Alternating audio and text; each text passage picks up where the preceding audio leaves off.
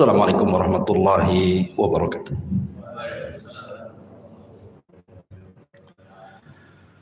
Alhamdulillah wassalatu wassalamu ala Rasulillah wa ala alihi wa sahbihi wa mawalah wa la hawla wa la quwwata illa billahi wa ba'du. Alhamdulillah, segala puja dan puji hanya milik Allah subhanahu wa ta'ala. Salawat dan iringan salam kita hadiahkan kepada Rasul kita, Nabi besar Muhammad sallallahu alaihi wa ala alihi wasallam. Malam ini biasa kita mengkaji Qasasul Anbiya sebagai selingan biar tidak bosan. Maka malam ini kita akan mengkisahkan tentang beberapa kisah seputar kehidupan kita. Ada 6 kisah yang ingin saya kisahkan. Sebagiannya tercantum dalam hadis Nabi dan juga kisah salaf dan juga kisah-kisah nyata yang diceritakan oleh para masyayikh kita. Dan kisah-kisah ini semua bicara soal kehidupan sehari-hari kita. Kisah yang pertama, kisah ini berasal dari Wa'il ibn Hujr ibn Rabi'ah al-Hadrami, seorang sahabat Nabi SAW,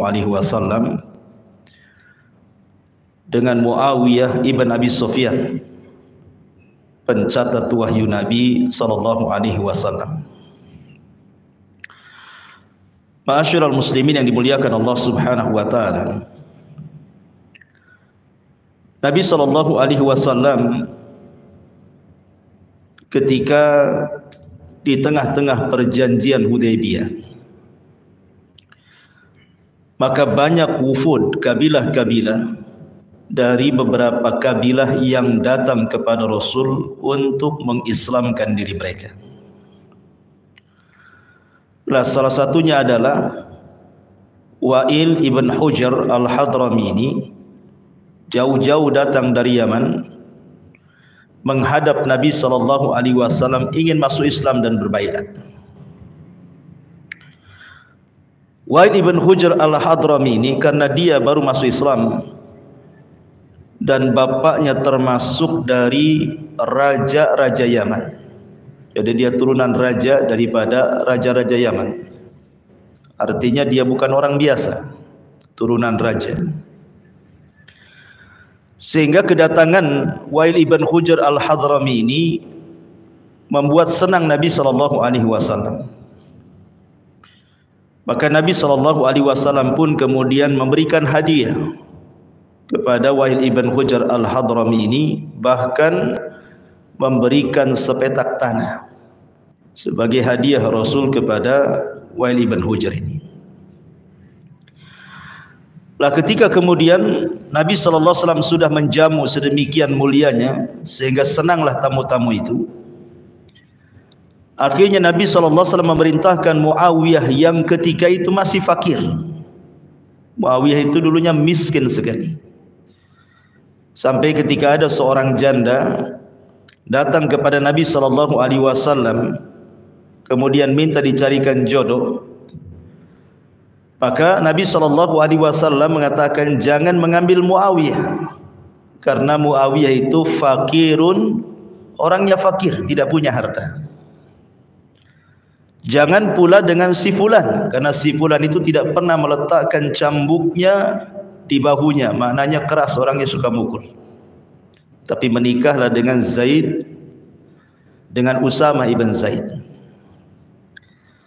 Ma'asyiral muslimin yang dimuliakan Allah subhanahu wa ta'ala. Jadi ketika itu Muawiyah yang masih miskin disuruh untuk menunjukkan tanah yang dimaksud oleh Rasul untuk dihadiahkan kepada Wa'il ibn Hujr al-Hadrami. Berangkatlah Muawiyah dengan Wa'il ibn Hujr ini. Muawiyah jalan kaki, sementara Wa'il ibn Hujr al-Hadrami ini menaiki unta. Dan tanah yang dituju, maksudnya yang dikehendaki Nabi SAW itu cukup jauh, harus melintasi padang pasir. Taulah padang pasir di tengah-tengah siang, terik matahari, panas terik, kering kelontang, tentu akan membakar kaki siapapun yang berjalan di situ. Karena di zaman itu jarang orang pakai sandal. Sandal itu mahal, sandal itu hanya dipakai untuk safar saja. Sehingga diceritakan Muawiyah ibn Abi Sufyan ini tidak tahan dengan panasnya terik matahari itu. Akhirnya kemudian Muawiyah mengatakan, ardifni khalfaka ya Wa'il. Bagaimana kalau seandainya boncengkan aku di belakang untamu itu, biar aku tidak jalan kaki, kepanasan kakiku ini. Tapi jawaban Wa'il ibn Hujr, karena waktu itu dia baru masuk Islam, masih ada kesombongannya karena dia putra daripada raja-raja Yaman. Ya, jadi pengaruh kekuasaan Yaman masih ada pada dirinya. Karena memang begitu kan, biasanya walaupun dia bukan raja tapi anak raja, adalah kesombongan sedikit. Sama dengan dulunya mantan polisi, mantan jenderal, purnawirawan gitu ya. Masih kayaknya tugas saja padahal sudah pensiun gitu. Gayanya masih gaya militernya itu tidak bisa dihilangkan. Ya. Jadi akhirnya kemudian kata Wa'il ibn Hujr al-Hadrami ini, dia mengatakan, la takun min ardafil muluk. Bonceng. Kalau memang tidak bisa dibonceng, maka pinjamkan sandalmu kepadaku. Tapi lagi-lagi kemudian Wa'il ibn Hujr dia mengatakan tidak. Ketika dia mengatakan a'tini na'laka, kalau gitu pinjamkan sandalmu, dia mengatakan tidak. Sandal ini sandal mahal. Sandal mahal. Ini sandal biasa dipakai oleh turunan raja. Kau tidak pantas memakainya. Kalau engkau mau, maka berjalanlah di samping unta. Jadi kalau matahari sebelah sana, kan ada naungan di samping unta itu. Bayangkan coba, berapalah naungan unta itu? Kalau untanya kecepatan, ya kena matahari lagi, kan itu ya. Kemudian kakinya pun panas di tengah padang pasir. Sampailah kemudian di tanah yang dituju itu, kemudian ditunjukkan inilah tanah yang dihadiahkan Rasul untuk.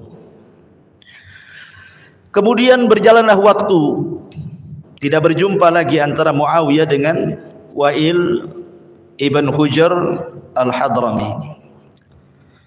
Sampai akhirnya takdir pun membalik semuanya. Nabi SAW meninggal. Khalifah dipegang Abu Bakar. Abu Bakar meninggal, khalifah dipegang Umar bin Khattab. Umar meninggal, dipegang Utsman. Utsman meninggal, dipegang Ali. Ali meninggal, dipegang anaknya Ali Hasan ibn Ali. Cuma 6 bulan. Setelah itu kekuasaan diberikan kepada Muawiyah. Muawiyah jadi raja. Di zaman Rasul dia miskin. Sekarang Muawiyah jadi raja kaum muslimin. Dialah raja pertama dalam Islam yang disabdakan Nabi SAW, Malikun wa rahmah, raja yang penuh dengan keberkahan. Wa'il ibn Hujr al-Hadrami ini tentu kaget kan, sekarang Muawiyah sudah kaya tuh. Dia pula jadi miskin. Dulu dia anak raja, sekarang dia miskin. Bagaimanapun dia harus datang kepada Muawiyah berbaiat. Karena kan rajanya Muawiyah. Subhanallah, dengan malu-malunya kemudian Wa'il ibn Hujr al-Hadrami ini menghadap Muawiyah ibn Abi Sufyan, dan Muawiyah masih mengenalinya. Tapi Muawiyah ini orang baik. Disuruh duduk, kemudian Muawiyah mengingatkan zaman dulu tuh, lihat. Masih ingat wahai Wa'il, dulu di zaman Nabi SAW katanya, kata Muawiyah gitu kan. Ya. Kata Wa'il, ya. Kemudian Wa'il mengatakan dengan penuh penyesalan, dia mengatakan seandainya waktu itu bisa diputar kembali katanya. Ketika engkau minta naik di atas tunggangan untaku, kau yang naik, aku yang turun katanya. Katanya dia kan. Maksudnya apa? Maksudnya di sini dunia itu bisa terbalik kapanpun. Tapi Muawiyah ini orang baik, tetap dia tawadhu dan tetap memberikan hadiah besar kepada Wa'il ibn Hujr al-Hadrami ini. Maka dari sini ada faedah yang sangat luar biasa, ikhwan. Dan ini risalah kepada orang-orang yang Allah berikan kekayaan. Risalah kepada orang-orang yang Allah berikan pangkat jabatan dan kepemimpinan.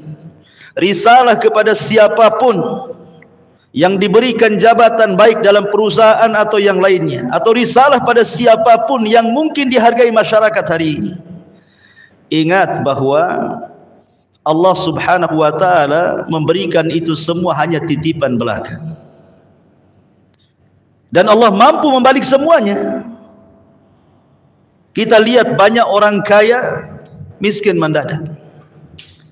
Banyak orang yang kemudian tadinya di atas tiba-tiba turun. Banyak pemimpin-pemimpin yang sangat dihormati akhirnya jadi rakyat jelata dan dihinakan. Banyak orang-orang yang berkuasa jadi rendah dan begitu seterusnya. Ini kuasa Allah Subhanahu wa ta'ala. Maka dari kisah ini, ikhwatu fiddin, kita diajarkan agar jangan pernah menyombongkan kepada siapapun. Karena Allah mampu membalik segalanya. Ingat kisah yang dulu pernah saya ceritakan tentang kisah Malik ibn Dinar rahimahullahu ta'ala. Di mana Malik ibn Dinar ini menegur Muhallib ibn Abi Sufrah. Muhallib ibn Abi Sufrah ini seorang gubernur di Khurasan kala itu. Jadi ketika dia hendak menggerakkan pasukan untuk perang, dia berjalanlah di arah pasukan itu dengan membusungkan dada. Maka Malik ibn Dinar mengatakan, janganlah kau seperti itu. Inna hadhil misyah mabghudatun min kibalillahi wa rasulih. Jalan kamu seperti itu sangat dibenci Allah dan Rasulnya. Jalan biasa saja. Jangan mentang-mentang kau gubernur, jangan mentang-mentang kau pemimpin, jalan saja sampai membusungkan dada. Makanya ikhwatu fiddin, kadang-kadang jabatan dan kepemimpinan itu persis seperti firman Allah Subhanahu wa ta'ala, kalla innal insana la yatgha an ra'ahu istaghna. Terkadang apabila Allah bentangkan kekayaan, bentangkan kepemimpinan, dibentangkan dunia kepadanya, terkadang dia bisa melampaui batas. Cara jalannya saja membusungkan dada, tidak lihat kiri kanan. Salam wala kalam. Tidak salam, tidak bicara. Jadi Malik ibn Dinar menegur, jangan seperti itu.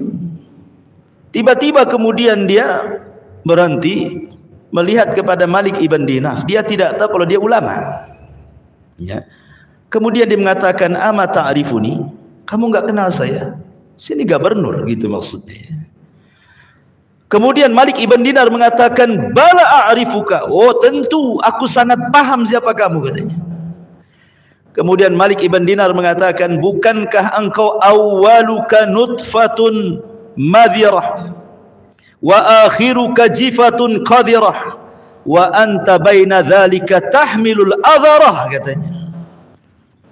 Engkau itu manusia yang dilahirkan dari dua lubang najis. Dan nanti kalau engkau mati, engkau jadi bangkai yang menjijikkan kalau seandainya tidak dikuburkan. Dan sekarang dalam perutmu itu penuh dengan kotoran-kotoran yang menjijikkan, katanya. Dinasihati Malik ibn Dinar ini. Lalu apa yang kau sombongkan? Terdiam dia. Kemudian pergi. Ma'asyiral muslimin yang dimuliakan Allah Subhanahu wa ta'ala, maka siapapun yang menyombongkan diri di dunia Ada akibat. Terkadang Allah Subhanahu wa taala berikan akibat itu cash di dunia, ya kawan. Lihat Qarun ketika dia sombong dengan kekayaannya dan mengatakan innama utituhu min ilmin indi. Kata Qarun, dia mengatakan, tahukah hartaku dari mana? Hartaku karena aku cerdas. Dia mengatakan apa? Kekayaan ini ku dapat karena aku cerdas, karena aku pandai mencari harta.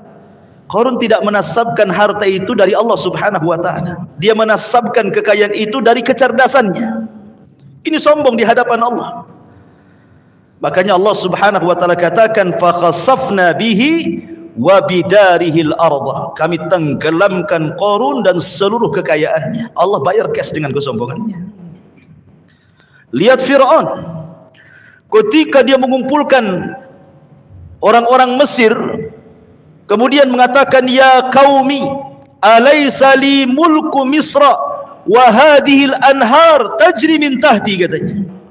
Hei orang-orang Mesir, katanya, bukankah seluruh kerajaan Mesir itu milikku, dan bukankah seluruh sungai-sungai dan lautan itu berada di bawah kakiku, katanya. Ketika dia sombong dan mengatakan bukankah sungai-sungai dan lautan itu berada di bawah kakiku, apa yang terjadi? Allah katakan fa'aghraqnahu wa junuduh. Kami tenggelamkan Fir'aun dalam lautan itu. Dia sombong dengan lautan, dia tenggelamkan dalam lautan. Ya. Begitulah Allah Subhanahu wa taala kalau mau. Al-Walid ibn Mughirah di zaman Rasul, hidayah sudah masuk kepada Walid itu.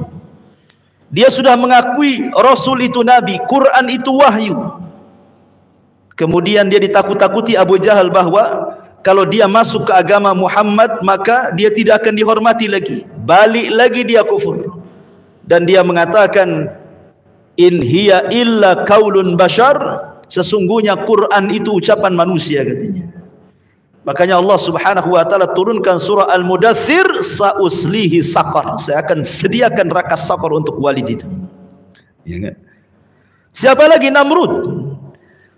Namrud yang congkak, yang mengatakan ana uhyi wa umit, kata di hadapan Ibrahim. Dia mengatakan aku pun bisa menghidupkan dan mematikan, katanya. Allah masukkan apa? Allah masukkan ba'udhah. Ba'udhah itu nyamuk, dimasukkan ke hidungnya, bersarang 40 tahun di otaknya. Sebab itulah Namrud mati. Ya kan? Dia sombong karena Namrud itu merasa dia kekuasaannya itu kan separuh dunia lebih. Dia punya pasukan kuat, dia punya kerajaan kuat. Tapi ketika Allah Subhanahu wa taala membunuh Namrud, cukup mengirim satu nyamuk bersarang di kepalanya 40 tahun. Setiap hari kepalanya ditepuk-tepuk sandal. Mati akhirnya. Coba tiap hari antum misal tepuk-tepuk, apa enggak mati antum? Ya. Ma'asyiral muslimin yang dimuliakan Allah Subhanahu wa taala, dari sini maka ada pelajaran, jangan pernah sombong. Tapi lihat sikap Muawiyah ibn Abi Sufyan. Walaupun dia pernah disakiti oleh Wa'il ibn Hujr al-Hadrami, tidak dihormati dan direndahkan, tetap dia membalas keburukan dengan kebaikan. Dia berusaha tawadu dan rendah diri kepada manusia, tetap dia berbuat baik kepada Wa'il ibn Hujr. Kenapa demikian? Karena tidak ada guna membalas kejahatan dengan kejahatan. Makanya Allah Subhanahu wa taala mengatakan la tastawil hasanah wala sayyi'ah idfa billati hiya ahsan fa idzal ladzi bainaka wa bainahu adawah ka'annahu waliyyun hamim. Dan tidak sama kebaikan dengan kejahatan itu. Tolaklah kejahatan itu dengan cara yang lebih baik, sehingga orang yang ada rasa permusuhan di antara kalian, kemudian dia menjadikan seperti teman setia padanya. Dia hilangkan dendamnya, seolah-olah tidak ada masalah antara dia dengan musuhnya.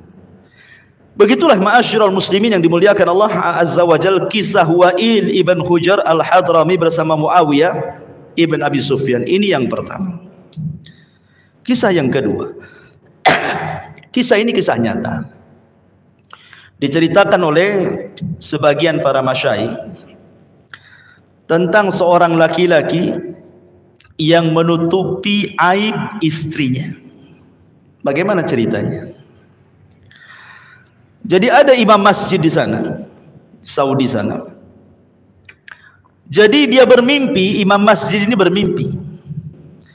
Dalam mimpinya kemudian di antara jemaah yang biasa sholat di masjidnya itu dimimpikan ada bisikan, ada suara dalam mimpinya, fulan min ahlil jannah, bahwa si fulan itu termasuk penduduk sorga katanya. Dan itu berulang-ulang mimpinya. Imam masjid ini heran karena biasa-biasa saja. Dia makmum, tahulah hari-hari ketemu dengan dia. Tetapi dia sangat berhusnudzon kepada orang itu, bahwa ini bukan mimpi biasa, ini adalah tabsyir, kabar gembira untuk anak muda yang biasa sholat di belakangnya. Suatu hari ketika jamaah sudah pada pergi satu, dia tahan tuh anak muda itu. Kemudian dia berbicara empat mata, wahai fulan, saya ingin bicara denganmu empat mata, tolong jawab dengan jujur. Adakah amalan-amalan sir, amalan-amalan yang tersembunyi yang kau lakukan? Mungkin kau setiap malam sholat malam orang tidak tahu, atau engkau sedekah sembunyi-sembunyi orang tidak tahu, atau amalan apalah yang tersembunyi yang orang tidak tahu, hanya engkau dengan Allah saja. Anak muda ini tak mau cerita. Dia mengatakan tidak perlu tahu, cukup aku dengan Allah saja. Tapi karena imam itu mendesak, akhirnya dia pun kemudian bercerita.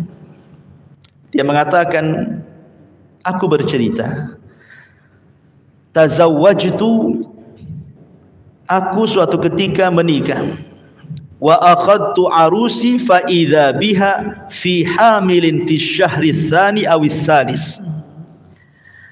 Aku dijodohkan dengan salah seorang wanita yang masih ada hubungan kerabat denganku. Menikahlah aku dengan dia. Tiba-tiba baru menikah 2-3 bulan hamillah wanita ini. Tidak mungkin orang menikah 2 bulan tiba-tiba hamil, ya kan? Tiba-tiba hamil, maksudnya hamilnya itu sudah mau melahirkan. Karena orang kalau hamil biasanya nunggu 9 bulan kan itu ya, baru melahirkan. Masa 2-3 bulan hamilnya sudah besar dan akan melahirkan, otomatis ini bayi bukan bayi dia ya. Barulah kemudian wanita ini jujur dan mengatakan kepada suaminya ini, dan mengatakan, sesungguhnya aku telah berdusta kepadamu, bahwa dalam perutku ini ada bayi orang lain, dan tidak ada yang tahu kecuali aku dan yang menghamiliku. Keluargaku tidak tahu, sebab kalau keluarga tahu pasti mereka akan membunuhku. Akhirnya kemudian wanita ini mengatakan kepada suaminya, kalau engkau mau, maka tutupilah aibku. Satarakallah, semoga Allah menutup aib. Tolong tutup aibku, semoga Allah menutup aibku ya. Satarani satarakallah, tutup aibku, Allah tutup aibku. Subhanallah, anak muda ini dia mikir, kalau sampai dikasih tahu keluarganya bisa dibunuh. Akhirnya kemudian dia berpikir panjang bagaimana caranya. Kemudian kata anak muda ini, aku tahan istriku jangan bergaul dengan siapapun sampai bayi itu lahir, sehingga tidak ada yang tahu ya. Dan dia pun mencari orang yang membantu kelahirannya, orang jauh, supaya orang-orang situ tidak tahu.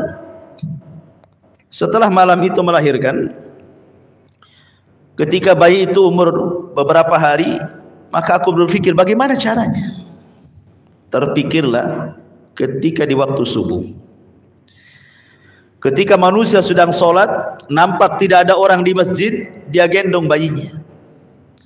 Kemudian segera dia ke masjid, diletakkanlah kemudian bayi itu di pintu masjid, dia bergegas sholat, tidak ada yang tahu. Otomatis bayi ini kan menjerit-jerit ya. Selepas sholat kemudian dia pula yang berteriak, ini bayi siapa katanya. Dia yang meletakkan, dia pula yang berteriak, ini bayi siapa. Jemaah kaget semuanya kan. Akhirnya kemudian dia menawarkan diri, bagaimana kalau seandainya bayi ini aku angkat jadi anakku ya. Maka orang pun sangat antusias kan gitu. Ya sudah, ambil aja sebagai anakmu tuh katanya. Akhirnya kemudian dia mengatakan, ya tapi kalian harus bersaksi bahwa ini bukan anakku katanya. Kata jamaah, ya mungkin itu ada orang yang naruh bayi sembarang, mungkin pengen diangkat menjadi anak, kok pas pula kamu itu baru menikah, ambillah sebagai anakmu katanya. Akhirnya bayi ini dibawa pulang sebagai bayi angkatnya, padahal bayi istrinya. Orang nggak tahu. Begitulah anak muda ini cara menutup aib istrinya, sehingga orang tidak tahu itu bayi siapa. Taunya itu adalah bayi orang letakkan di masjid, kemudian siapa yang hendak merawatnya silahkan. Akhirnya kemudian dia pun merawat bayi itu, sehingga keluarganya pun tidak curiga bahwa itu bayi dari istrinya, dan istrinya pun selamat sehingga tidak dibunuh keluarganya. Kemudian sekarang bayi itu sudah besar. Anak muda ini mengatakan kepada imam masjid, boleh jadi mungkin ini amalanku. Aku berusaha untuk menutup aibku, dan saya minta jangan ceritakan, karena engkau memaksa aku ceritakan. Kemudian akhirnya anak muda ini heran gitu kan, mengatakan kepada imam masjid, kenapa engkau bertanya soal aku? Kemudian imam masjid ini mengatakan, aku bermimpi berkali-kali bahwa ada yang membisikkan kepadaku bahwa si fulan termasuk ahlul jannah. Subhanallah ya. Ma'asyiral muslimin yang dimuliakan Allah Subhanahu wa taala, tentu walaupun kisah ini anggaplah ya kisah rekayasa, bukan kisah benar ya, anggap seperti itu, tetapi kita tetap meyakini sabda Nabi sallallahu alaihi wasallam, man satara musliman satarahullahu yaumal qiyamah. Siapapun yang menutup aib seorang muslim, Allah akan tutup aib dia di dunia dan di hari kiamat. Siapapun. Dari sini ma'asyiral muslimin yang dimuliakan Allah Subhanahu wa taala, siapapun yang tidak pernah membuka aib orang, Allah muliakan orang itu. Allah akan muliakan. Lihat, orang ini tidak pernah tahu bahwa itu bukan anaknya, bukan anak istrinya kan, karena Allah yang menutupnya. Dan kemuliaan saya, kemuliaan antum, siapapun manusia, kenapa dipandang mulia? Karena aibnya ditutup Allah. Kalau setiap manusia dibongkar aibnya oleh Allah Subhanahu wa taala, orang tidak akan selamat dari aib, ikhwan. Makanya Imam Ahmad ketika dia ke pasar belanja, kemudian murid-muridnya datang dari mana-mana ingin mengatakan, ya imam, biar kami saja yang membawa barang-barangmu katanya. Sudah engkau jalan kaki saja, barang-barangmu tahu sampai saja di rumahmu. Kata imam, tidak, jangan. Kalian menghormatiku itu karena engkau tidak tahu aibku saja. Kalau Allah bongkar aibmu di hadapan kalian, pasti kalian akan mengambil tanah dan meletakkan di kepala aku katanya. Artinya kita bersyukur kepada Allah Subhanahu wa taala, aib kita masih ditutup, ikhwan. Kalau aib kita dibongkar di hadapan manusia, orang semulia apapun pasti jadi hina di mata orang. Makanya nanti pada hari kiamat, orang yang suka membongkar-bongkar aib, Allah bongkar aibnya, dipermalukan di hadapan halayak manusia. Cemana rasa malunya kita di hadapan Allah Subhanahu wa taala. Ma'asyiral muslimin yang dimuliakan Allah Subhanahu wa taala, menutup aib itu ada 3 macam. Pertama, menutup aib diri sendiri. Ini yang penting, menutup aib diri sendiri. Karena Nabi SAW yang mengatakan, kullu ummati mu'afan illal mujahirun. Setiap umatku dimaafkan kesalahannya, kecuali orang yang terang-terangan menceritakan dosanya sendiri. Kalau kita dulu pernah berbuat dosa, jangan pernah diceritakan. Anggaplah dulu itu mungkin orang ini orang jahat, mungkin seorang wanita, dulunya seorang pelacur, naudzubillah ya. Kemudian dia bertobat kepada Allah Subhanahu wa taala, menutup auratnya. Kemudian dia kenalan dengan orang-orang yang baik-baik. Jangan pernah ceritakan masa lalunya. Cukuplah yang tahu dia dengan Allah saja. Orang ketika kenal dengan Anda, Anda ini orang baik-baik saja. Anda penuh dengan tato. Ada dulu seorang penjahat, sudah hijrah, tutup semua tatonya. Cukuplah Allah saja dengan dia yang tahu. Kalau kenal dengan orang, Orang itu taunya antum orang baik, selesai. Ya. Itu yang pertama. Yang kedua, tutup aib saudara sesama muslim. Karena Rasul yang mengatakan tadi, man satara musliman satarahullahu yaumal qiyamah. Siapa yang menutup aib seorang muslim di dunia, Allah tutup aibnya pada hari kiamat. Dan jangan mencari-cari aurat orang lain. Sebab kalau kita mencari-cari aurat orang lain, aib orang lain, keburukan orang lain, Allah akan bongkar aibnya walaupun di dalam rumahnya, kata Rasul. Kalau kita mencari-cari aib orang itu, nanti Allah bongkar aibnya sendiri tuh. Ya. Kalau orang kemudian berusaha suudon kepada orang ini, aku jadi cari-cari kesalahannya, nanti suatu ketika Allah bongkar aibnya. Boleh jadi aibnya lebih besar dibandingkan orang yang dituduhnya. Karena ada kaidah dalam Islam itu, kama tadinu tudan. Sebagaimana engkau melakukan sesuatu keburukan kepada orang, nanti Allah kirim orang yang berbuat lebih buruk kepada kamu. Itulah yang disebut dengan hukum karma namanya. Ya. Kemudian yang ketiga, satrul mayyit, menutup aib orang yang sudah mati. Makanya kenapa dalam fardu kifayah itu, ketika seseorang memandikan jenazah, orang-orang khusus yang boleh memandikan, kemudian ditutup dan tidak boleh ada orang melihatnya. Kemudian orang yang memandikanlah orang-orang yang amanah, yang tidak menceritakan aib mayat yang sedang dimandikannya. Sebab kalau semua orang boleh memandikannya, nanti diceritakan aibnya. Makanya kenapa seorang muslim itu punya karamah, kemuliaan, baik ketika hidup ataupun ketika dia mati, harus tutup aibnya. Ya. Ini faedah kisah yang kedua. Masuk ke kisah yang ketiga. Ma'asyiral muslimin yang dimuliakan Allah Azza wa Jalla. Kisah ini juga diceritakan oleh seorang syekh. Entah sanadnya benar atau tidak, kita ambil ibrahnya saja. Ya. Jadi dahulu ada dua orang buta. Ada dua orang buta. Dua orang buta ini selalu berjalan berdua melewati istana kerajaan. Ya. Lah apabila kemudian di istana itu ada seorang putri itu yang sangat dermawan sekali. Dia suka ngasih-ngasih orang miskin. Jadi terkadang orang-orang miskin itu berjalan di pintu istana, nanti putri itu keluar, nanti kadang suka kasih-kasih. Jadi dua orang buta ini berjalanlah di depan pintu istana ini. Yang satu dia mengatakan, Allahumma rzuqni min fadli zaujatil malik. Jadi kalau putri lagi, istri raja itu lagi berdiri di samping istana, di pintu gerbang istana itu, dia mengatakan, ya Allah, berikan rizki kepadaku dari kemurahan hati istri raja. Jadi dia mengatakan, ya Allah, berikan rizki dari kemurahan istri raja. Yang satu buta pula berdoanya beda. Dia mengatakan, Allahumma rzuqni min fadlika ya Rabb. Ya Allah, berikan rizkimu kepadaku ya Rabb. Dia tidak menyebut putri raja atau istri raja tadi. Jadi si putri raja ini akhirnya memberikan kepada yang mendoakan dan memuji dirinya, diberikan dua ayam, ya, ayam yang sudah dipotong-potong tuh, yang masih utuh tapi sudah dicabuti bulunya.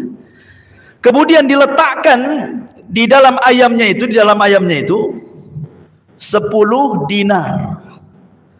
10 dinar itu banyak, ya kan? Akhirnya pulang dia. Ini yang buta satu ini, karena dia tidak memuji istri raja ini, dia mengatakan, ya Allah, berikan kata kemurahanmu, hanya dikasih 1 ayam dan dikasih 2 dirham. Jadi yang satunya dikasih 2 ayam 10 dinar, yang ini pula dikasih 1 ayam 2 dirham, lebih kecil.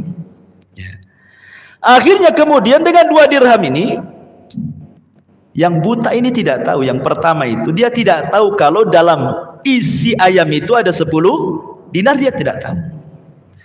Jadi si buta yang kedua yang meminta kepada Allah itu, dia mengatakan, gimana kalau saya beli ayammu dengan 2 dirham ini, biar saya ambil ayamnya, kau ambil duitnya. Dia nggak tahu ada duitnya, ya kan? Akhirnya diambil. Nah, besoknya gitu lagi sampai 10 hari. Sampai 10 hari. Akhirnya istri raja ini marah. Marah kepada yang buta pertama itu, yang suka muji-muji dia. Dan mengatakan, ya fulan, tidak cukupkah dengan pemberianku, katanya.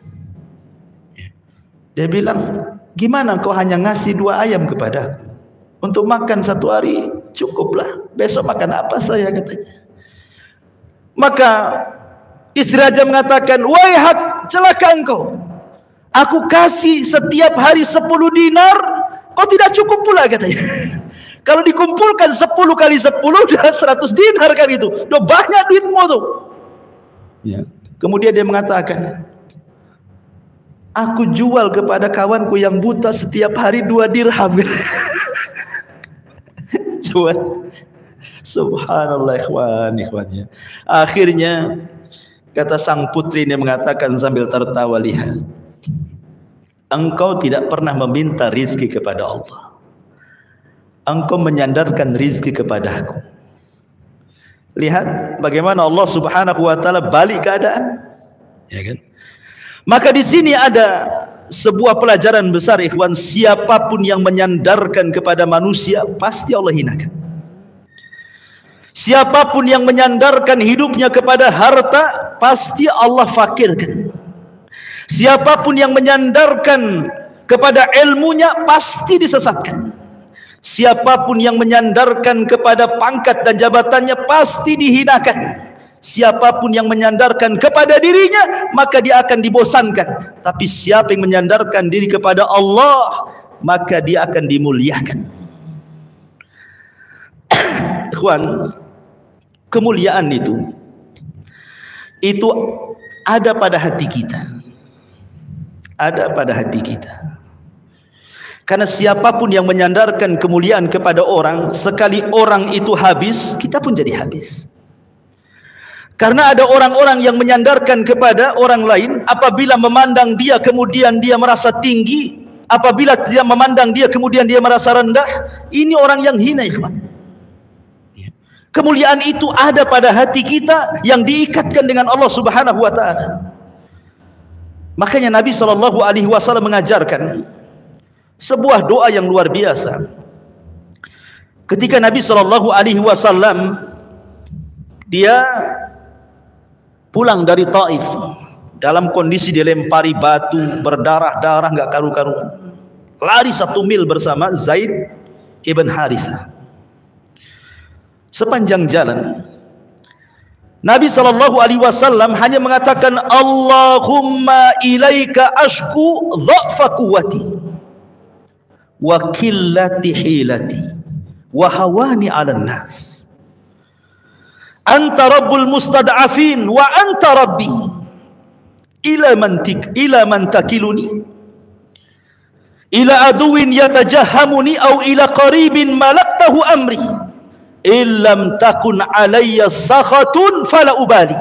Subhanallah, indah sekali ini doa Nabi. Jadikan doa ini dalam kehidupan antum, tenang antum. Apa kata Nabi SAW? Ya Allah, aku hanya mengadukan kelemahan kekuatanku kepadamu. Sedikitnya pengalaman dakwahku untukmu, dan hinanya aku di mata manusia. Engkau Rob orang-orang yang lemah, dan Engkau Robku. Kepada siapa lagi aku harus menyandarkan diri? Tetapi ya Rob, selama Engkau tidak murka kepadaku, aku enggak peduli. Ketika orang-orang Taif melemparkan batu kepadaku, melemparkan apapun yang mereka lempar ke badanku, sampai aku berdarah-darah, kalau ini bukan sebuah kemurkaanmu kepadaku ya Rabb, aku enggak peduli. Yang penting kau masih sayang denganku. Begitulah Rasul menanamkan kemuliaannya dengan cara menyandarkan kepada Allah. Karena ada orang yang kemudian merasa terhina sehingga ketika Allah Subhanahu wa taala memberikan ujian kepada kita, seolah-olah itu ujian, itu azab dari Allah kepada kita. Dan itu kebanyakan masyarakat seperti itu yang kurang iman. Diuji kefakiran, dia mengatakan, ya Rabb, asik aku saja yang miskin, katanya. Diuji gulung tikar, asik aku saja yang gulung tikar, usaha tidak pernah maju-maju, kok yang lain enak kali, katanya. Ketika anaknya sakit, kenapa anakku terus yang sakit, anak orang sehat-sehat, katanya kan. Jangan pernah ujian itu kemudian Allah menjadi objek celaan. Karena Allah Subhanahu wa taala menguji manusia itu untuk mengetahui siapa yang jujur, siapa yang dusta keimanannya. Kalau memang orang jahat, Allah sedang menegurnya. Kalau dia orang baik, Allah sengaja mengangkat derajatnya, kan begitu. Makanya dari sini ma'asyiral muslimin yang dimuliakan, jangan sandarkan sesuatu kepada selain Allah. Karena Allah Subhanahu wa taala mengatakan, walillahil izzatu jami'ah. Milik Allah lah kemuliaan semuanya. Seolah-olah Allah ingin katakan kepada kita, kalau aku muliakan engkau, maka tidak ada manusia yang menghinakan dirimu. Tapi kalau aku hinakan dirimu, maka tidak ada manusia yang mengangkatmu. Maka siapapun yang diangkat oleh Allah tidak akan dihinakan manusia. Siapapun yang dihinakan Allah tidak ada yang mengangkatnya dari manusia. Memang seperti itu. Karena manusia ini terkadang kalau kita di atas, mereka tepuk tangan. Ketika kita di bawah, tangan yang tadinya bertepuk-tepuk untuk kita diletakkan pula di mukanya, tidak mau memandang kita. Begitulah manusia. Tetapi orang mulia itu, dia tidak pernah memandang pujian dan tidak pernah memandang celaan. Hatinya la tataghayyar, tidak akan berubah. Dia samakan antara pujian dan juga celaan. Mau memuji silahkan, mau mencela silahkan. Tidak menjadi besar karena pujian, tidak pula menjadi kecil karena celaan. Begitulah orang mulia. Itu kaidah itu. Ya. Ma'asyiral muslimin yang dimuliakan Allah Azza wa Jalla. Ini terlalu dalam nih pengajiannya. Ini pengajian sufi nih. Ma'asyiral muslimin yang dimuliakan Allah Subhanahu wa taala. Taib. Ini kisah yang ketiga. Kisah yang keempat. Ma'asyiral muslimin yang dimuliakan Allah Azza wa Jalla. Dulu ada seorang penguasa, gubernur, namanya Khalid ibn Yahya al-Burmuki. Pada zaman Khalifah Harun ar-Rasyid. Jadi dia dijadikan gubernur oleh Harun ar-Rasyid.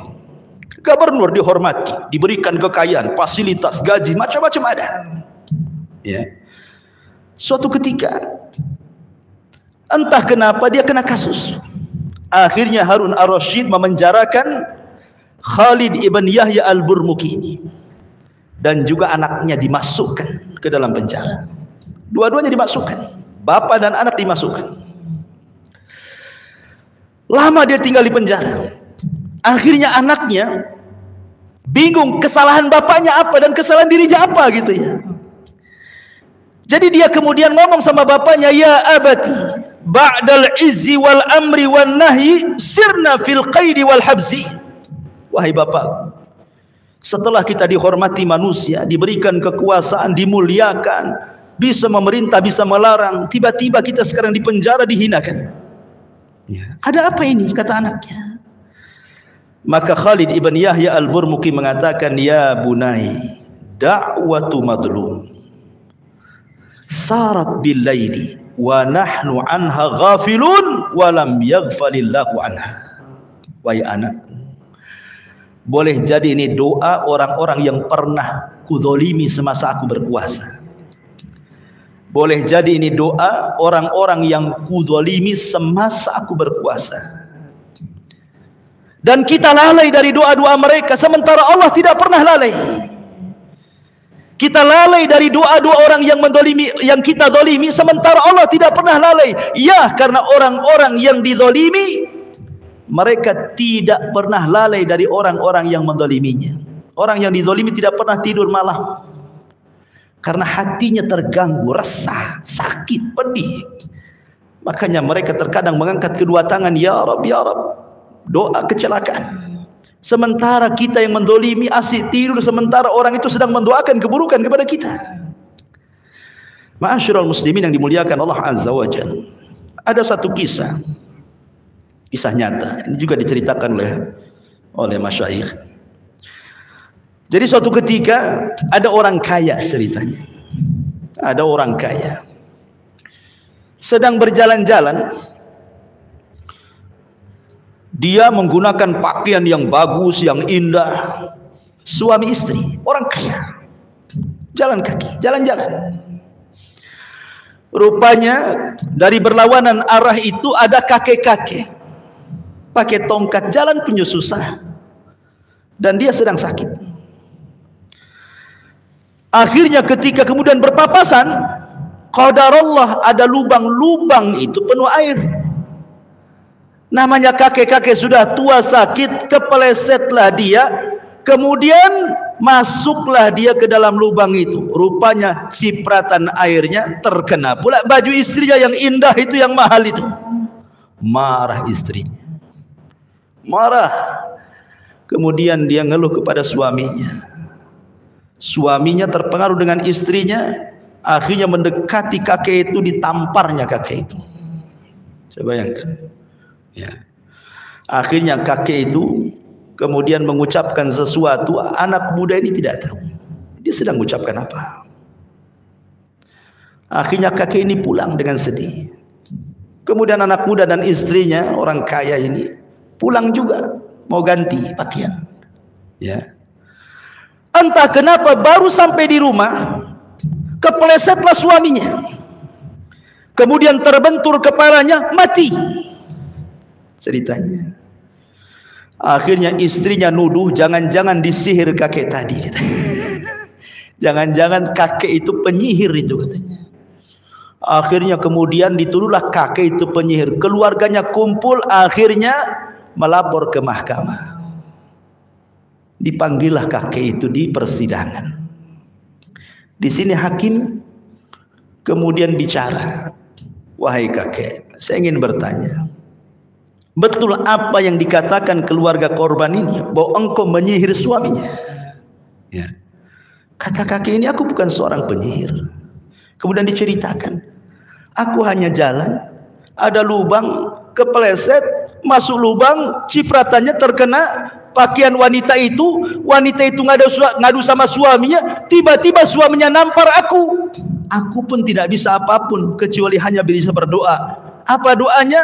Laqad araka quwwatahu fiyya fa arini quwwataka fihi. Aku hanya ngomong gitu saja. Ya Allah, engkau sudah tahu kekuatan dia kepadaku. Aku tidak bisa membalasnya, tapi tolong tampakkan kekuatanmu kepadanya. Hanya ngomong itu saja. Masa itu sihir katanya? Hanya ngomong begitu itu sihir. Akhirnya kata sang hakim, ini bagus sekali kata-katanya, ya, kepada istri daripada suami yang mati. Dia mengatakan, ya, engkau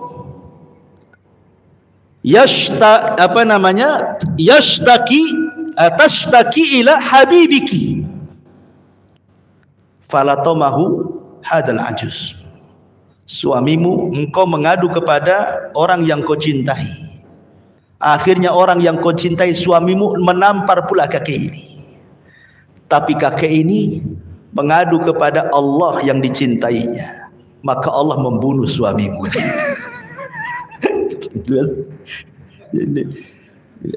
Impas kan, selesai kan. Engkau mengadu pada suamimu, suamimu nampar kakek ini. Kakek ini ngadu sama Allah, Allah bunuh suamimu. Selesai, tidak ada persidangan. Menang kakek itu.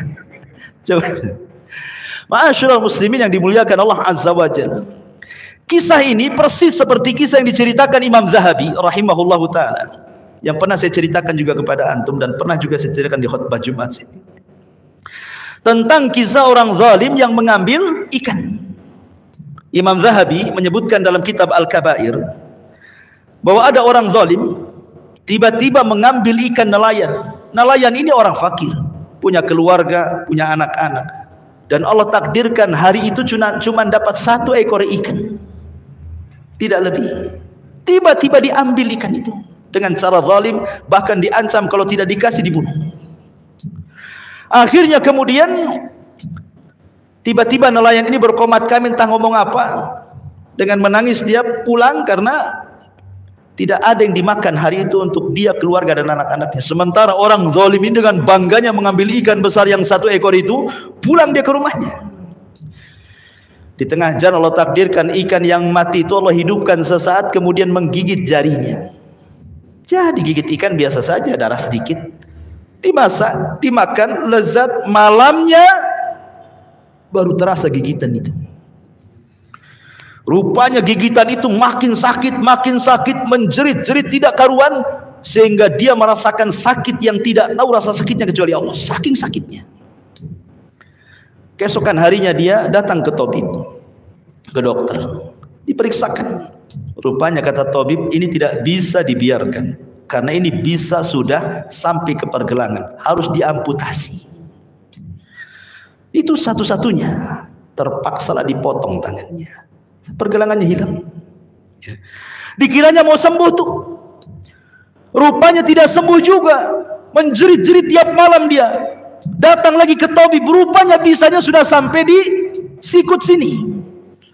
Akhirnya dia datang ke tabib lagi, kata tabib harus diamputasi juga sikutnya, habis dipotong lagi di sini. Dikiranya sembuh, rupanya tidak. Makin menjalar, bisanya sampai ke sini, harus dipotong sininya. Habis tangannya harus dipotong. Dokter ini heran. Dokter ini orang soleh. Dia tanya, ya fulan, kamu ini kenapa? Aku biasa menangani kasus-kasus seperti ini, tapi nggak seperti kamu, katanya. Baru dia cerita bahwa aku mendolimi orang, ngambil ikannya, tiba-tiba ikan itu menggigit aku. Beginilah kejadiannya, katanya. Kata dokter, la ilaha illallah, seandainya pertama kali kau datang kepadaku sebelum tanganmu tidak ada yang dipotong, kau cari tuh orang yang punya ikan, kau minta maaf, tidak mungkin kupotong tuh tanganmu, katanya. Sebelum kupotong semuanya, cari orang itu, cari orang itu. Ya. Setelah ketemu, akhirnya kemudian dia minta maaf. Samihni ya fulan, maafkan aku wahai fulan. Karena melihat kondisinya, akhirnya sang nelayan ini pun memaafkan. Setelah memaafkan, subhanallah, secara mukjizat sakit yang dideritanya langsung hilang. Denyut-denyutnya itu langsung hilang. Sejak itulah dia setiap ketemu orang dia berteriak-teriak di pasar-pasar, di jalan-jalan, di keramaian orang. Apa teriakannya? Man ra'ani fala yadlim minhu ahada. Siapapun yang melihat kondisiku, jangan pernah berbuat zalim pada siapapun. Ini disebutkan Imam Zahabi di dalam kitabnya Al-Kabair. Dan ini juga sama persis seperti kejadian Sa'id ibni Zubair dengan Hajjaj ibn Yusuf Al-Thaqafi. Hajjaj ibn Yusuf Al-Thaqafi itu seorang penguasa zalim, gubernur yang sangat zalim yang diletakkan oleh Abdul Malik ibn Marwan. Berapa nyawa sahabat dibantai dia, berapa banyak nyawa para tabi'in dibantai dia. Bukan ratusan, ribuan sahabat dan tabi'in dibantai dia. Bahkan Abdullah ibn Zubair mati di tangannya, sahabat Nabi. Jadi ketika dia berjumpa dengan Sa'id ibn Zubair, murid daripada Abdullah ibn Abbas radhiyallahu anhu, hendak dibunuh. Tapi Sa'id ini orangnya pemberani, dia tidak takut mati. Ketika dia mengatakan, Hajjaj mengatakan, ingin seperti apa aku bunuh kau ini? Ingin digantung, ingin digorok, ingin apa? Terserah. Sebutkan cara pembunuhanmu, katanya. Kata Sa'id, terserah kamu. Kau membunuh aku dengan cara apapun terserah, katanya. Kemudian dia membaca ayat. Makin emosi Hajjaj ibn Yusuf. Hajjaj ibn Yusuf ini hafal Quran dan cinta dengan Quran, dan dia suka dengan para penghafal Quran. Hajjaj ibn Yusuf ini walaupun dia penghafal Quran, tapi zalimnya naudzubillah, ya, karena kekuasaan. Dan walaupun jahat, dia tidak pernah korupsi. Ketika dia meninggal, Hajjaj itu tidak ada satu dirham pun ada padanya. Tapi memang dia jahat orangnya, ya. Jadi Sa'id ibn Zubair kemudian sebelum dibunuh dia membacakan doa, Allahumma la tusallithu ala ahadin yaqtuluhu ba'di. Ya Allah, jangan kau kuasakan kepada Hajjaj siapapun yang dibunuh setelahku, cukup aku yang terakhir katanya. Sudah banyak nyawa para sahabat dibantai dia, sudah banyak nyawa kibarut tabiin dibantai dia, cukup aku yang terakhir. Jangan kau kuasakan kepada orang zalim ini nyawa siapapun setelahku, kata Sa'id bin Zubair radhiyallahu anhu ini. Subhanallah. Kemudian kata Hajjaj murka karena mendengar doanya, izbahu, sembelih dia, sembelih dia. Akhirnya disembelih mati. Selang beberapa waktu setelah Sa'id bin Zubair meninggal, maka Hajjaj mengalami sakit yang luar biasa, berteriak-teriak sampai para penjaganya bingung apa yang dilakukan oleh Hajjaj bin Yusuf ini. Malak, malak, ada apa dengan kamu? Kemudian dia berteriak, aku bermimpi dan mengatakan, wali, mali wali Sa'id, mali wali Sa'id. Ada apa dengan Sa'id bin Zubair? Ada apa aku dengan Sa'id bin Zubair, katanya. Dia ngomong gitu terus sampai akhirnya Allah wafatkan dia. Itu Hajjaj bin Yusuf. Lihat bagaimana doa orang-orang yang dizalimi. Makanya Imam Abdul Qayyim rahimahullah ta'ala mengatakan, walaupun antum menzalimi orang kafir sekalipun, anggaplah yang antum zalimi itu orang kafir, bukan muslim. Tapi kalau orang kafir mengatakan ya Rabb ya Allah, maka Allah subhanahu wa ta'ala akan mengatakan, wa izzati wa jalali la ansurannaka walau ba'dahin. Dalam hadis qudsi Allah akan mengatakan, demi kemuliaanku dan demi keagunganku, aku akan tolong engkau dalam waktu yang sangat singkat. Artinya Allah akan di samping orang kafir, bukan karena kekafirannya, karena dia dari pihak yang dizalimi masalahnya. Allah tidak suka dengan kezaliman. Jadi pembahasannya soal zalim, bukan kekafiran. Karena Allah itu la yuhibbul zalimin. La yuhibbul zalimin. Allah tidak suka dengan orang-orang zalim. Ini kisah yang keempat. Masuk kisah kelima. Ma'asyiral muslimin yang dimuliakan Allah subhanahu wa ta'ala, kisah yang kelima ini diriwayatkan Imam Bukhari. Nabi SAW bercerita tentang seseorang di zaman Bani Israel. Hadis sahih dikeluarkan Imam Bukhari. Dahulu di zaman Bani Israel ada seorang laki-laki, dia peniaga, tijarah, kemudian khasir, bangkrut. Biasalah orang berniaga itu kadang untung kadang buntung, ya biasa. Ya. Jadi orang ini bangkrut, kemudian cari modal. Dia mencari-cari orang untuk bisa dipinjami duitnya. Maka adalah orang terkenal yang suka membantu orang. Dia datang kepada orang itu, tidak kenal, bukan kawan, bukan siapa-siapa, enggak kenal. Cuman dia mengatakan, ya fulan, aku lagi bangkrut, bisakah engkau meminjamkan kepadaku 1000 dinar, 1000 dinar, banyak 1000 dinar itu kawan, bukan sedikit. Dinar itu kalau diemaskan 4 gram emas lebih, 1 dinar kali 1000. Ya, itu bisa kalau disatukan emas bisa 5 kilo tuh. Kan itu 1000 dinar tuh 5 kilo emas tuh, banyak lah 5 kilo itu kresek itu. Jadi akhirnya dia mengatakan, baik, akan aku berikan pinjaman kepadamu, tetapi siapa syahidnya, saksinya siapa? Namanya pinjam meminjam kan harus ada saksi, saksinya siapa? Tiba-tiba orang mengatakan, wa kafa billahi syahida, cukuplah Allah saksinya. Akhirnya dengan modal percaya dikasihkanlah uang itu 1000 dinar.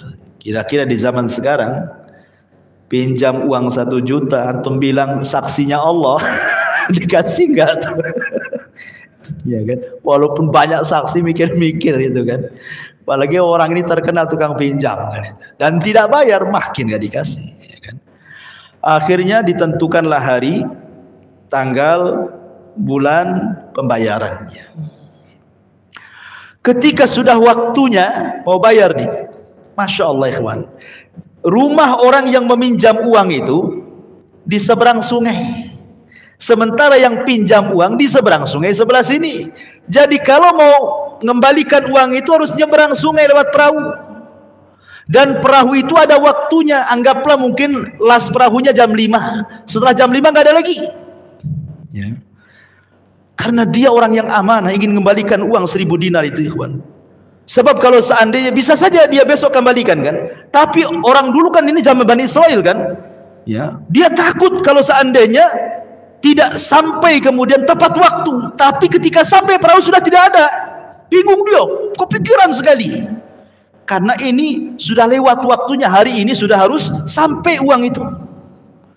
Pusing, akhirnya dia berpikir, tawakkaltu 'ala Allah. Aku hanya bertawakal kepada, ambil kayu, dibelah kayunya, disimpan uangnya di situ, diikat.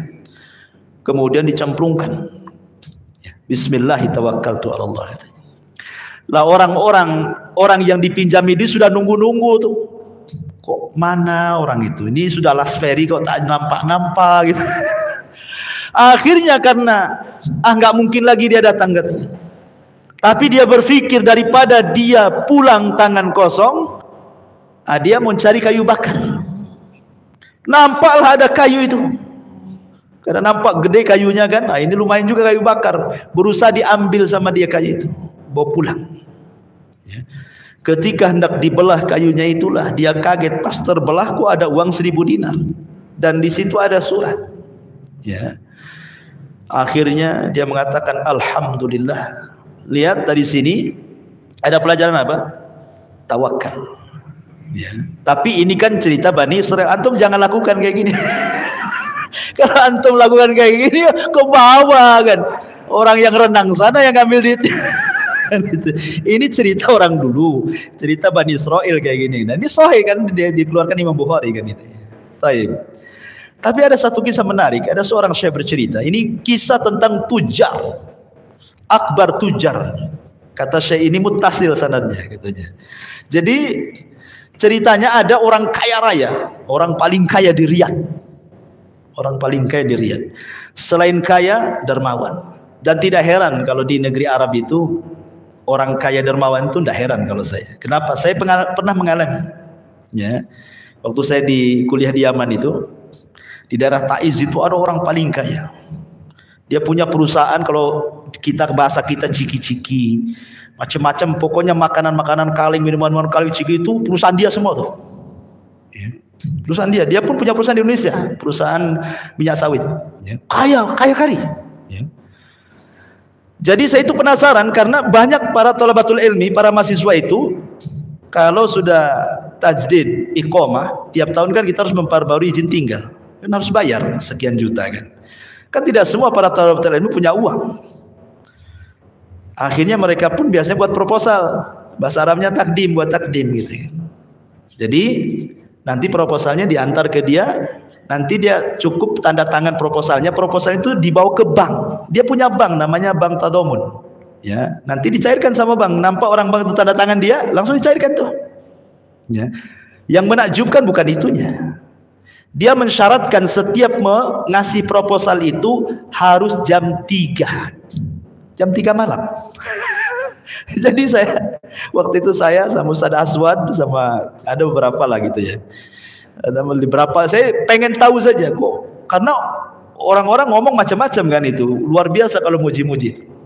Berangkatlah saya ke sana dengan Ustaz Aswad dengan yang lain. Memang betul-betul memang. Jadi saya lihat sampai jam sana jam 2 tuh nanjak tuh jauh kali itu. Pokoknya capek itu. Tapi terobati capeknya. Masya Allah, orang-orang miskin itu dari mana-mana datang.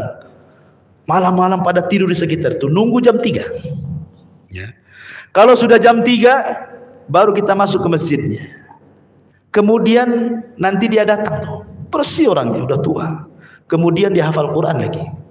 Ini orang kaya udah kaya hafal Quran. Ya. Kemudian dia ngaji nanti sama anak-anak buahnya, pekerja-pekerja disimak. Disimak tuh.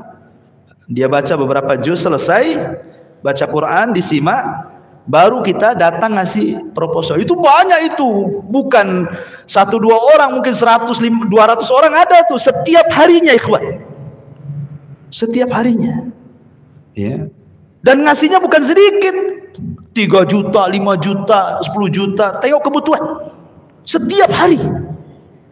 Nanti ngambil uangnya di bank dia. Nanti ke Son'a, di banknya ada di situ cabangnya, kita datang, dikasih. Artinya saya nggak heran kalau orang-orang sana itu memang sudah kaya, dermawan luar biasa. Nggak heran kalau di sana. Di Indonesia heran saya, karena jarang yang gitu. Biasanya kalau orang kaya, kalau nyumbang ya sekali-kali itu pun manggil wartawan, ingin viral kan gitu, kan itu. Antrinya tengok sampai ngalahin buri katanya. Tapi orang sana biasa. Jadi ini yang bercerita, ini cerita di Riyadh itu ada Akbar Tujar, memang pedagang besar, orang kaya, dermawan. Jadi setiap Ramadan, kata Syekh ini bercerita, suka membagi-bagi zakat dan infak ini. Jadi suatu ketika dia sedang pergi ke daerah-daerah yang banyak orang miskin itu. Lelah dia, kemudian siang-siang dia pun kemudian cari masjid tidur. Dalam tidurnya dia bermimpi, idhab ila mantiqati fulanin fa inna fiha abdun li mundu thalatha ayyamin la yuftir illa al-ma, katanya. Dalam mimpinya orang kaya ini dibisikkan, kamu harus pergi ke desa fulan, ya, ke desa fulan, cari namanya orang ini. Orang ini hamba, ya, hamba Allah. Dia sudah 3 hari tidak berbuka puasa kecuali dengan air.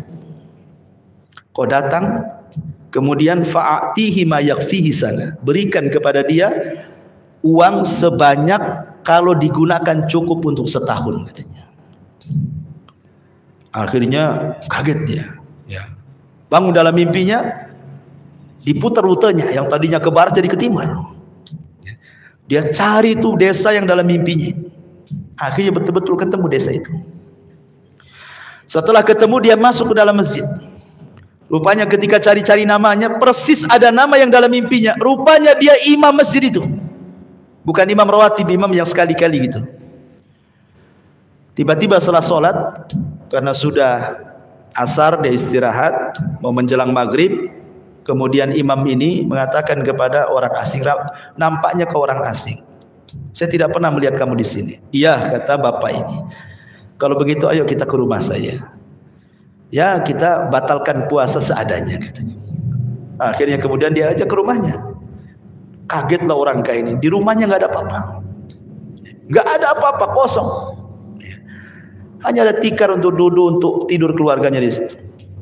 Anaknya pun bajunya nggak jelas, ya, robek-robek. Akhirnya kata sang imam masjid mengatakan, silahkan, hanya dikasih air putih saja.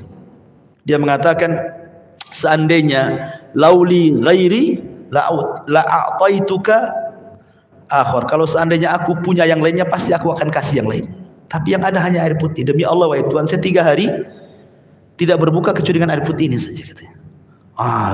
Cocok dalam mimpinya kan, bahwa orang ini selama 3 hari tidak berbuka kecuali dengan air. Akhirnya dia pun menangis, gemetar badannya. Rupanya betul apa yang dimimpikannya itu. Gemetar, dan dia mengatakan, saya ini hamba Allah yang diutus Allah untuk memberikan harta kepadamu yang mencukupkan engkau setahun. Ketika mendengar itu, menangislah imam masjid ini. Kemudian berteriak-teriak, ya fulan la taftinni bimalik, jangan kau fitnah aku dengan hartamu. Jangan kau fitnah aku dengan hartamu. Pergi kau dari sini, katanya. Subhanallah. Tawakalnya kepada Allah. Seandainya antum di posisi orang ini, pasti nambah. Jangan setahun lah Pak, 10 tahun. Gitu ya kan.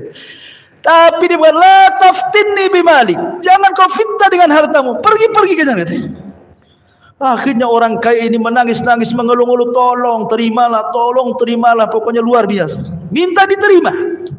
Karena setelah terus mengeluh-mengeluh minta diterima, subhanallah, dia hanya mengambil al-furiyah, hanya mengambil 1.000 real saja, yang hanya cukup seminggu habis, ya, padahal dia mau ngasih untuk setahun.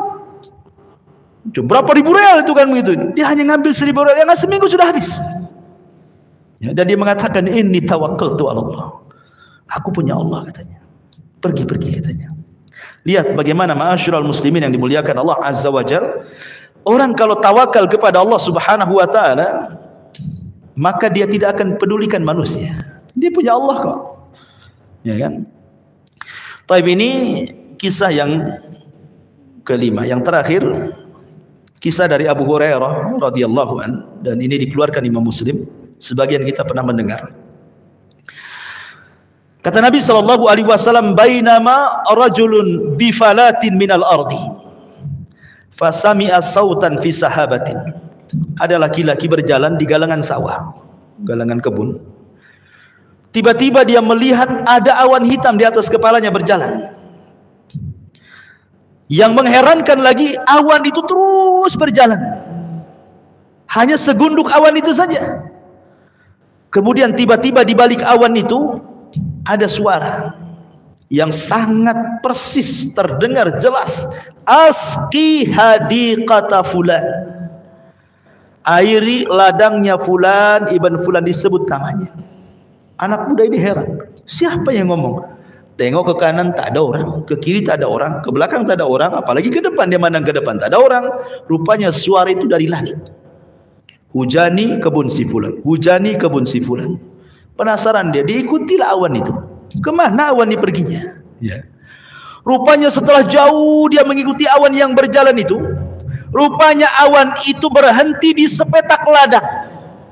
Setelah berhenti di sepetak ladang, awan itu merendah, kemudian hujan. Subhanallah, airnya tidak kena sebelah kanan, sebelah kiri, depan, belakang. Persis hanya di petak itu saja airnya. Apa gak heran tuh? Kenapa ladang seperti itu? Gak kecipratan gitu ya? Kenapa di ladang dia saja? Habis itu setelah selesai hujan, awan ini pergi. Dia tunggu, penasaran, ini ladang milik siapa ini? Ditunggu akhirnya. Rupanya selang beberapa waktu datanglah pemilik ladang itu. Kemudian ditanya, ya Abdullah, masmu kawai hamba Allah, siapa namamu? Kata pemilik ladang, nama saya Fulan ibn Fulan. Kaget dia. Kok nama itu persis seperti yang dia dengar di atas awan itu? Berarti ini pemiliknya.